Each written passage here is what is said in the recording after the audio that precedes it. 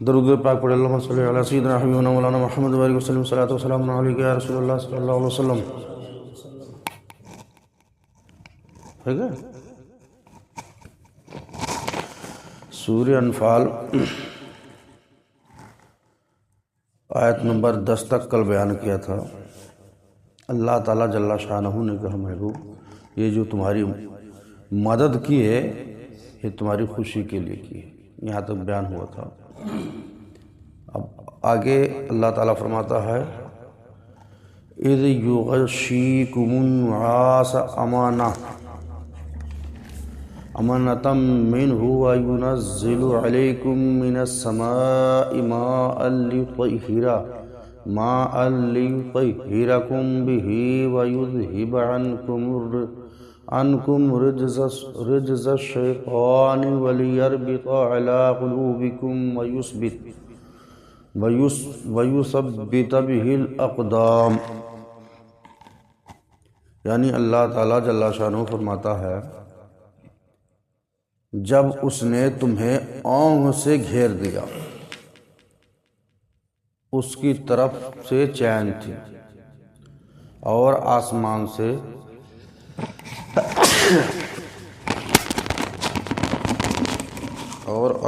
سے فرماتا ہے کہ تم پر پانی اتارا کہ تمہیں اس سے ستھرا کرتے اور شیطان کی ناپاکی تم سے دور فرما دے اور تمہارے دلوں کو ڈھارس بنائے اور اس سے تمہارے قدم جما دے.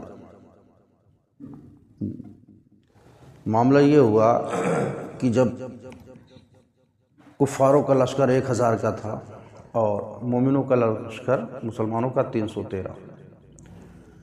اب دیکھا صحابہ کی جماعت نے کہ 1000 کا لشکر ہے.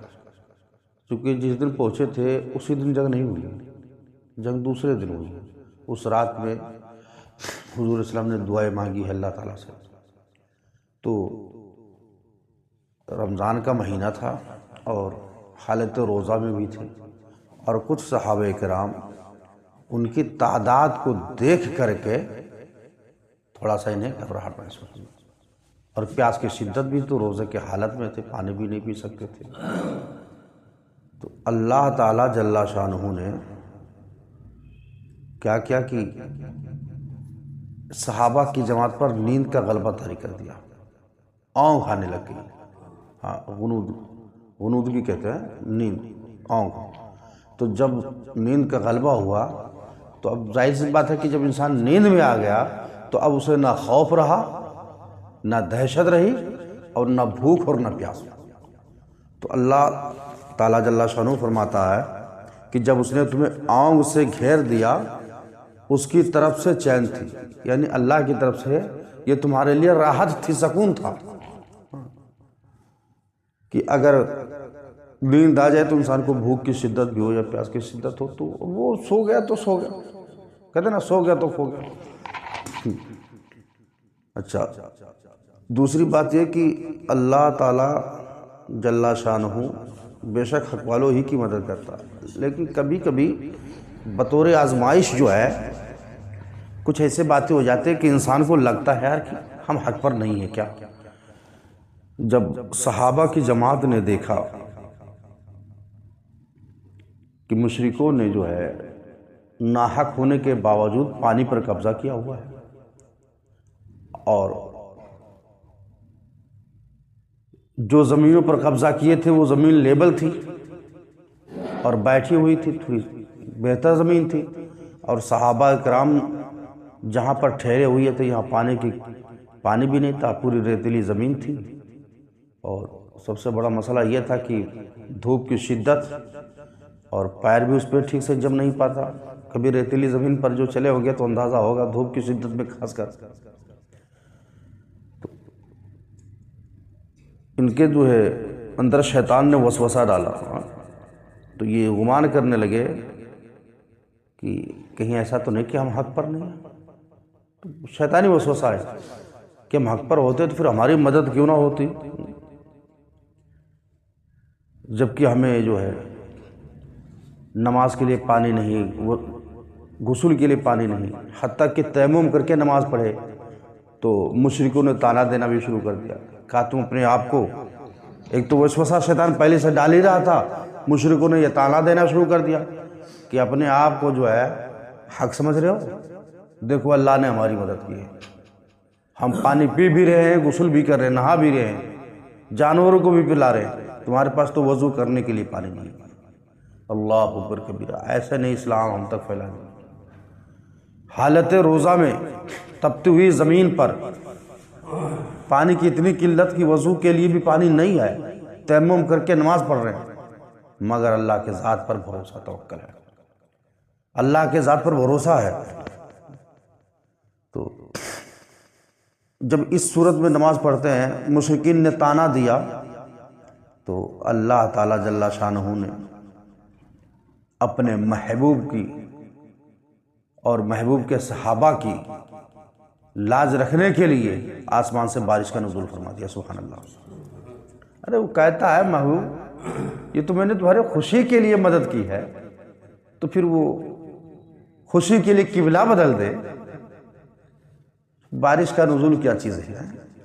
خیر بارش آسمان سے بارش کر دی تو اللہ فرماتا ہے وَيُنَزِّلُ عَلَيْكُم مِّنَ السَّمَاءِ مَاءً، ابھی آیت کہ میں نے جو پڑھی ہے، کہتا ہے اور آسمان سے تم پر پانی اتارا کہ تمہیں اس سے ستھرا کر دے اور شیطان کی ناپاکی تم سے دور فرما دے اور تمہارے دلوں کو ڈھارس بنائے اور اس سے تمہارے قدم جما دے۔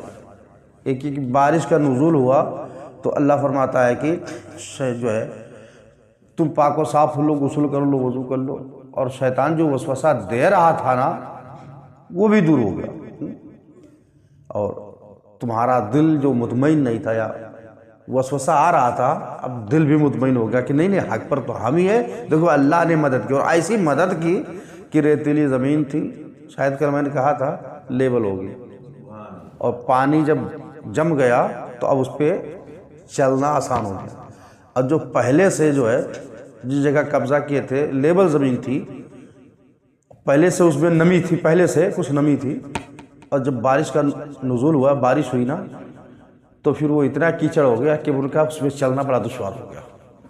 اللہ جب مدد کرنے پر آتا ہے کوئی نہ کوئی سبب پیدا، اور ہر بندے کی مدد کرتا ہے بشرطِ بندہ مومن ہو، یعنی اللہ اور رسول پر مکمل بھروسہ کرنے والا ہو، ورنہ کلمہ پڑھنے والے تو بہت گورے ہیں، ہر کلمہ پڑھنے والا مومن نہیں ہوتا۔ پہلے بتاتے ہیں ہر کلمہ پڑھنے والا مومن، لیکن ہر مومن مسلمان ہوتا ہے۔ تو مومن کامل بنو، مومن بنو، اللہ کے ذات پر مکمل بھروسہ کو۔ اللہ فرماتا ہے اور جب اے محبوب تمہارا رب فرشتوں کو وہی بھیجتا تھا کہ میں تمہارے ساتھ ہوں، اللہ کسے؟ فرشتوں کو وہی بھیجتا تھا کہ فرشتوں میں تمہارے ساتھ ہوں اور تم محبوب کے ساتھ ہو جاؤ، مسلمانوں کو ثابت قدم رکھو، یعنی محبوب کے جو صحابہ ہیں ان کے ساتھ رہو، ان کی مدد کرو تاکہ وہ ثابت قدم رہیں۔ ان قریب میں کافروں کے دلوں میں ہیبت ڈالوں گا، تو کافروں کی گردنوں سے اوپر مارو اور ان کی ایک ایک پور پر ضرب لگاؤ۔ بیان کیا جاتا ہے کہ میدان بدر میں مشرکین کی ایسی گردنیں کٹی ہے، بعض صحابہ کہتے کہ کوئی میرے سامنے ہوتا اور میں تلوار کھینچتا، میں گردن مارنا چاہتا تھا، اتنے میں کیا دیکھتا پہلے سے گردن کٹی، پہلے سے گردنیں۔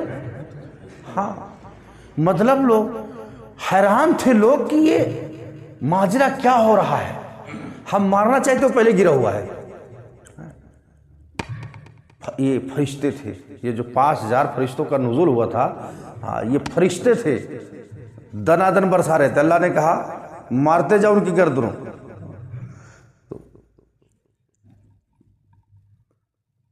بتایا جاتا ہے کہ سہیل بن حنیف فرماتے ہیں کہ بروز بدر ہم میں سے کوئی تلوار سے اشارہ کرتا تھا تو اس کی تلوار پہنچنے سے پہلے پہلے مشرک کا سر جسم سے جدا ہو کر گر جانا تھا۔ ہم بھی اشارہ ہی کرتے تھے، کاٹنا چاہتے تھے کہ گر جاتا تھا۔ حضور صلی اللہ تعالیٰ علیہ وسلم نے ایک مشت کنکری، بالو سمجھ لو رہتی ہے، ایک مشت کفار پر پھینک کر ماری، تو کوئی کافر ایسا نہ ہوا کہ جس کی آنکھوں میں وہ گرد گھسا نہ ہو۔ کس نے پھینکا تھا؟ آقا علیہ السلام نے۔ اور اللہ تعالیٰ جل شانہ فرماتا ہے وما رمیت اذ رمیت ولکن اللہ رما، محبوب وہ خاک تم نے نہیں پھینکی تھی، وہ تو میں نے پھینکی تھی۔ اصل میں ہوا یوں نا، ہوا یہ کہ مشرکین کو تو میدان بدر میں صحابہ فرشتوں کی جماعت تھی ہی، دنادن چالو تھا، گرے مرے کٹے پٹے، تقریباً جو ہے 70 جو ہے مشرکین قتل ہوئے تھے، وہ 70 گرفتار بھی ہوئے تھے۔ تو اللہ تعالیٰ نے فرمایا یہ اس لیے کہ انہوں نے اللہ اور اس کے رسول کی مخالفت کی، اور جو اللہ اس کے رسول سے مخالفت کرے تو بے شک اللہ کا عذاب سخت ہے۔ یہ چکھو تو یہ تو چکھو، اور اس کے ساتھ یہ کہ کافروں کو آگ کا عذاب، یعنی جو یہاں سزائیں مل رہی ہیں یہ تو مزہ چکھ ہی لو، بلکہ آخرت میں عذاب ہے جہنم کا۔ پھر فرمایا اے ایمان والو، جب کافروں کے لام سے تمہارا مقابلہ ہو تو انہیں پیٹھ نہ دو، جو اس دن انہیں پیٹھ دے گا مگر لڑائی کا ہنر کرنے یا اپنی جماعت میں جا ملنے کو تو وہ اللہ کے غضب میں پلٹا۔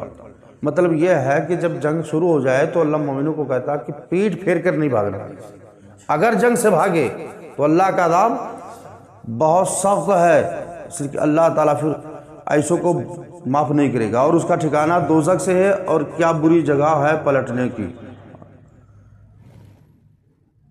معاملہ یہ کہ مسلمانوں میں سے جو جنگ میں کفار کے مقابلہ سے بھاگا وہ غضب الہی میں گرفتار ہوا، اس کا ٹھکانہ دوزخ ہے، یہ اللہ تعالیٰ بتانا چاہتا ہے کہ مسلمانوں سے ایسا جو کرے گا، یعنی جو جنگ سے بھاگے گا، ارے ظاہر سی بات ہے 4 بھاگو گے، دیکھے دیکھا 8 کی ہمت پست ہو جائے گی، پھر اچھے خاصے جو ہے مشرکین غلبہ پا لیں گے۔ تو مسلمانوں کی شان یہ نہیں بھاگنے کی، بلکہ مسلمانوں کی شان تو یہ ہوتی تھی کہ وہ بھوکے ہوتے تھے تو پیٹ پر پتھر باندھ کر کے اوپر سے کپڑا پہن لیتے تھے، تاکہ مشرک دور سے دیکھے تو کہے یار یہ تو کھایا پیا تندرست نظر آ رہا ہے، سامنے والوں کو ہیبت دکھانے کے لیے، ورنہ پتھر پیٹ پر باندھنے سے کوئی کسی کی بھوک نہیں مرتی ہے یا اس سے کوئی اور فائدہ نہیں ہے۔ بس بظاہر جو مجھے سمجھ میں آیا ہے وہ یہی ہوتا تھا کہ مشرکوں کو نا لگتا تھا رے یار تو بڑا تندرست دکھ رہا ہے، پیٹ باندھ دیتے تھے۔ تو کہا گیا کہ کوئی پیٹھ دکھا کے بھاگ نہیں سکتا، ہاں وہ اگر پیٹھ دکھا کے جا رہا ہے تو داؤں پیچ کھیلنے کے لیے جا رہا ہو، مشرک کو لگے یہ بھاگ رہا ہے، یہ جا رہا ہے، لیکن پیچھے سے پلٹ کر آ کر حملہ کر دے، یا پھر داہنے طرف سے جائے اور بائیں طرف اپنے لشکریوں مل جائے، یعنی جنگ ہی کے لیے اگر وہ ایسا کر رہا ہے تو اللہ تعالیٰ کہتا ہے اس پر کوئی حکم نہیں ہے، لیکن اگر وہ جنگ سے بھاگ رہا ہے، پیٹھ دکھا رہا ہے، اس کے لیے سخت عذاب ہے۔ تو جب جنگ فتح ہو گئی نا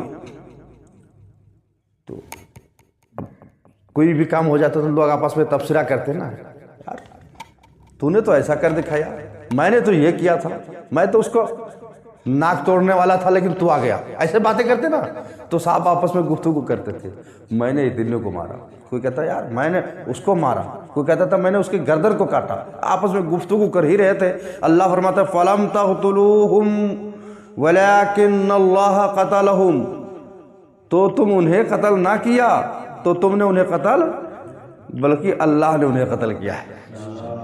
تم یہ جو سوچ رہے ہو نا کہ میں نے قتل کیا ہے، اور صحابہ یہ تم کیا اپنے بارے میں سوچ رہے ہو؟ آگے فرماتا وما رمیت اذ رمیت ولکن اللہ رما، اور محبوب جو تم نے خاک پھینکی تھی وہ تم نے نہیں پھینکی تھی بلکہ میں نے پھینکی تھی، بظاہر تو تمہارا ہاتھ تھا لیکن حقیقت میں ید اللہ تھا، وہ میں نے پھینکی تھی۔ وجہ یہی ہے کہ 1000 تھے، اور روایتوں میں آیا، تفسیروں میں ابھی میں نے سنا ہے نا کہ کوئی ایسا مشرک نہیں تھا کہ وہ خاک جو ہے مشرک کے آنکھ میں نہ جا پڑا ہو، یہ اللہ تعالیٰ کا فقہ ہوا ہے۔ اللہ مدد کرنے پر آتا ہے تو یوں ہی کرتا ہے۔ پھر آگے فرمایا اور اس لیے کہ مسلمانوں کو اس سے اچھا انعام عطا فرمائے، بے شک اللہ سنتا اور جانتا ہے۔ یہاں تک درس ہوا۔ بس ایک بات بتا دوں جو اس میں نہیں ہے لیکن میں نے جو ہے کہیں اور سے اس کو اخذ کر رکھا ہے۔ جب جنگیں ختم ہو گئی تو اب چونکہ جبریل علیہ السلام جو فرشتوں کی جماعت کو لے کر آئے تھے، ان کا مقصد کیا تھا؟ کافروں سے لڑنا، انہیں شکست دینا۔ کافروں کی شکست ہو گئی، جبریل واپس پلٹ گئے۔ حضور علیہ السلام نماز ادا کرنے لگ گئے اور حالت نماز میں مسکرانے لگے۔ حالت نماز میں صحابہ جو نماز پڑھتے تھے حضور کے چہرے کی زیارت بھی کیا کرتے تھے، جو سائیڈ میں ہوتے تھے۔ بعد نماز عرض کرنے لگے سرکار حالت نماز میں مسکرانے کی وجہ، ایسا روز تو نہیں ہوتا ہے، مسکرانے کی وجہ کیا ہے سرکار؟ تو آقا فرماتے جبریل جو آیا تھا لشکر کو لے کر، فتح ہونے کے بعد میں بلا اجازت پہنچ گیا تھا۔ اللہ سے کہنے لگے مولا تیرے محبوب کو کامیابی حاصل ہو گئی، مشرکوں کو نیست و نابود کر دیا گیا۔ اللہ نے کہا ٹھیک ہے، پھر کہا مولا فتح ہو گئی، واپس آ گئے لشکر کو لے کر، ہم فرشتوں کی جماعت کو لے کر واپس آ گئے۔ اللہ نے کہا اچھا محبوب سے اجازت لیے ہو؟ کہا نہیں، وہ تو نماز میں ہے۔ کہا پھر جبریل فوراً پلٹو اور جاؤ میرے محبوب سے اجازت لے کر آؤ۔ حضور فرماتے ہیں جبریل جب واپس پلٹ کر آئے تو انہیں دیکھ کر مسکرانے لگے۔ میرے مصطفیٰ کی شان تو دیکھو یار، سید الملائکہ جبریل امین ہے۔ اللہ کہتا ہے محبوب سے پہلے اجازت طلب کرو۔ جا گئے تھے ایسے واپس نہیں آتے ہیں، میزبان سے پہلے اجازت طلب کرو کہ ہم جانا چاہتے ہیں۔ یہ بھی ہمارے لیے درس ہے۔ تو جبریل علیہ السلام آتے حضور سے اجازت لیتے، پھر حضور علیہ السلام نے اجازت دی، پھر واپس پلٹ کر جاتے ہیں۔ اللہ تعالیٰ نے مسلمانوں کی مدد کی۔ 313 میں 14 صحابہ شہید ہوئے، 1000 مشرکوں میں 70 قتل ہوئے، 70 گرفتار ہوئے، اور گرفتار ہونے کے بعد میں ان کو مدینہ منورہ جب لایا گیا، اور لانے کے بعد میں بہت سارے معاملات ہیں، مختصراً یہ کہہ دوں کہ میرے آقا علیہ الصلوۃ والتسلیم نے ان سب قیدیوں کے ساتھ میں جو سلوک پیش کیا ہے، رہتی دنیا تک کوئی اپنی قیدیوں کے ساتھ ایسا نہیں کر سکتا۔ کوئی قیدی ایسا نہیں جو یہ کہہ دے کہ محمد نے ہمارے ساتھ ظلم کیا ہے۔ میرے آقا صلی اللہ علیہ وسلم اگرچہ دشمن بھی ہوتا تھا اس کے ساتھ ایسا رویہ اختیار کرتے تھے کہ وہ چھوٹنے کے بعد بھی کہتا تھا غلامی جو ہے محمد کی قید میں رہ کر کے جو مزہ ملا ہے وہ آزادی میں نہیں، وہ آزادی میں نہیں ملا ہے۔ میرے آقا علیہ السلام کا رویہ ہی ایسا تھا۔ اللہ تعالیٰ جو ہے اپنے محبوب کو ایسا حسن اخلاق عطا کیا تھا۔ تو 70 صحابہ جب 70 جو ہے مشرکین قتل ہوئے ابو جہل کے ساتھ انہیں ایک کنواں تھا بدر نامی یا کھڈا تھا کہہ لو، اسی میں سب کو ڈھکیل دیا، اور میرے مصطفیٰ کھڑے ہو کر کہنے لگے ابو جہل میں نہ کہتا تھا تم وہاں مارا جائے گا، یا پھلا میں نہ کہتا تھا تو یہاں مارا جائے گا، میں یہ نہ کہتا تھا تجھ سے۔ عمر بن خطاب نے کہا سرکار وہ تو سب مر گئے، وہ سن پائیں گے کیا؟ حضور نے فرمایا عمر تم سے زیادہ سنتے ہیں، تم سے زیادہ۔ یہ اور بات ہے کہ ان کی باتوں کو تم نہیں سن سکتے ہو، وہ تم سے زیادہ سنتے ہیں۔ کون؟ مشرک، سرکار کا دشمن، کافر۔ جو مشرک جب سن سکتا ہے، اللہ والے اپنی قبروں میں کیوں نہیں سنتے؟ کیوں نہیں سنتے بتاؤ؟ ایک مشرک ہے، آقا فرماتے تم سے زیادہ سنتے ہیں، اور حضور کھڑے ہو کر کے ان کو کہہ رہے ہیں۔ تو اگر ہم مزاروں پر کھڑے ہو کر کے السلام علیکم یا حبیب اللہ، السلام علیکم یا رسول اللہ کے، یا کسی ولی کے مزار پر جا کر کے ان کو سلام پیش کرے، یا مومن کی قبروں پر جا کر کے فاتحہ پڑھے یا کچھ کہے، سلام کرے، کیوں نہیں سنتے؟ اگر نہ سنتے تو میرے آقا نے کیوں فرمایا جب قبرستان جاؤ تو السلام علیکم یا اہل القبور کہو؟ بھائی سلام کس کو کریں گے؟ سوتے ہوئے کو کبھی سلام کیا ہے؟ جو سنتا نہ اس کو سلام کیا ہے؟ سلام اسی کو کرتے ہیں جو جاگتا ہو، جو سلام کا جواب دے سکتا ہو۔ ہاں یہ اور بات ہے کہ ان کا جواب ہم نہیں سمجھ پاتے، ہم نہیں سن پاتے، لیکن وہ سنتے ہیں۔ بارگاہ خداوندی میں دعا کرتے ہیں۔